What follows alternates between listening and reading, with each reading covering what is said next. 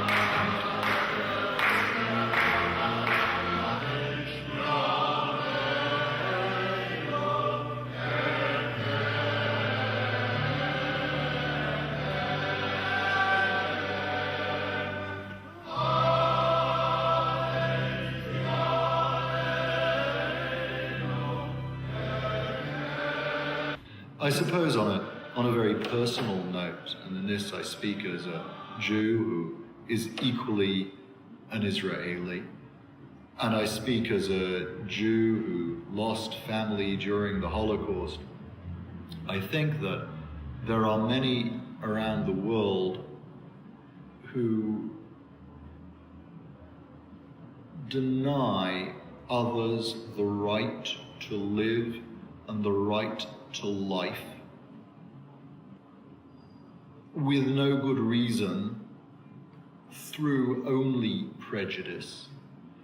And I think there are those who look for malice and antipathy and hostility and who manufacture violence, who, because of someone's color or their creed or the place where they are born, cannot perceive them as being innocent and believe that their death is justifiable in order to satisfy some political end. And I believe that terror and persecution as it continues to exist is one of the great outrages. Unfortunately, some people now are trying to ruin the reputation of Muslims all over the world by committing vicious acts and by killing and bombing and killing innocent people, claiming that this is the message of Islam. It's the message of the devil. This act is a devilish act and it doesn't represent Islam in any way. We warn all Muslims to be cautious and to be warned against those people, even if they have beads and they look like Muslims and ministers of religion. People must be cautious, and they should be able to distinguish between the one who is preaching Islam properly and delivering the message of the Prophet and the one who wants to achieve his goal. Those people around the world who hide behind the curtain of Islam, so-called JI and other groups who are killing and bombing, they do not distinguish between Muslim and non-Muslim by killing. They do not distinguish between the one who is innocent, whether he is old man or woman or a child. They kill people all over the world. Those people do not represent Islam in any way, and Islam disowns such people. Neil Donald Walsh has written what he has heard from his conversation with God. And he's just said Hitler, went to heaven. And you just think, what? It's not one man that causes all this pain and destruction. It's actually a collective force of people that cause all this. So it's amazing when people get together how powerful, the revolutions, what they can do to change things. So it's not just him, it was everybody else who agreed with him that caused what happened.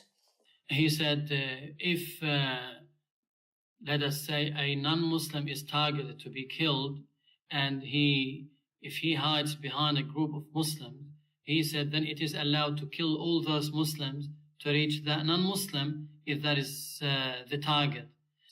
Because you cannot kill an innocent person, especially, also this person is following Islam. So why are you killing him? What's your reason? They call him let us say, religious figure or a cleric, for instance. His saying is against the teachings of Islam. So we say to him, your saying is rejected, and what is mentioned in the Quran and the Sunnah is what is reliable for Muslim. And our readiness sometimes to concede to such terror and negotiate with the purveyors of such terror and to dignify their deeds with semantic niceties, freedom fighters, suicide bombers, rather than describing them as terrorists and homicidal bombers, is an atrocity and an abuse in which those who perpetrate it are clearly guilty, but those who let others get away with it are equally complicit.